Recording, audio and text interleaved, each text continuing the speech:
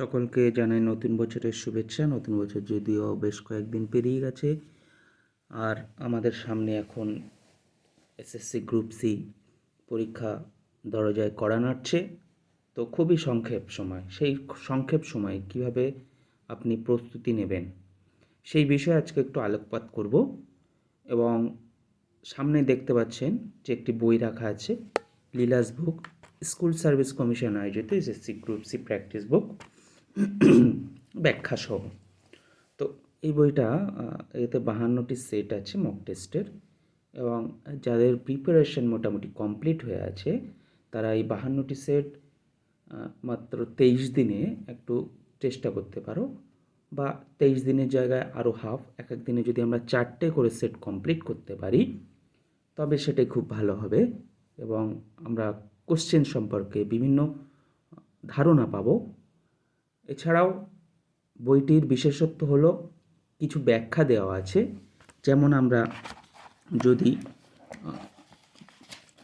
গত বছরের মানে 2016 সালের কোশ্চেনগুলো একটু দেখি, এখানে দেখতে পাবো যে ব্যাখ্যা কিছু দেওয়া আছে, ঠিক আছে।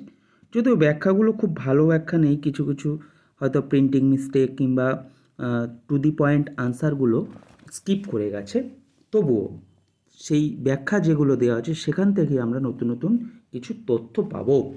এবার আমরা যদি একটি প্র্যাকটিস সেটে চলে যাই, সেখানে আমরা দেখব যে কমিশনের নিয়ম অনুযায়ী 60খানা কোশ্চেন আছে। দেখুন, এই যে 1 নম্বর থেকে শুরু হচ্ছে এবং এটি শেষ হচ্ছে এই যে 60 নম্বর কোশ্চেনে। তার মধ্যে প্রথমে থাকছে জেনারেল অ্যাওয়ারনেস, এবং সেটি থাকছে 20টি কোশ্চেন। তারপরে থাকছে ইংরেজি থাকছে 21 থেকে 30, অর্থাৎ 10 নম্বর। তারপর থাকছে পাটিগণিত 31 থেকে 50, অর্থাৎ 20টি, এবং শেষে থাকছে লজিক্যাল রিজনিং, এটা থাকছে 10টি। তাহলে টোটাল 60 নম্বরের আমরা কোশ্চেন এখানে একটা সেট আমরা পাচ্ছি। এইভাবে 52টি আমরা সেট কিন্তু এখানে পেয়ে যাচ্ছি। প্র্যাকটিস সেট 50টি, 50। এছাড়া এই বইতে আমরা আর কি পেতে পারি? আরও পেতে পারি আমরা সাম্প্রতিক কিছু ঘটনাবলী, এবং এরকম কোশ্চেন মোটামুটি আপনার 900খানা কোশ্চেন আছে সাম্প্রতিক ঘটনাবলীর উপরে, যে দেখতে পাচ্ছেন 900খানা কোশ্চেন, ঠিক আছে। আর কিছু ব্ল্যাঙ্ক ওএমআর শিট দেওয়া আছে, এইগুলো আপনারা এই বইয়েও প্র্যাকটিস করতে পারেন, অথবা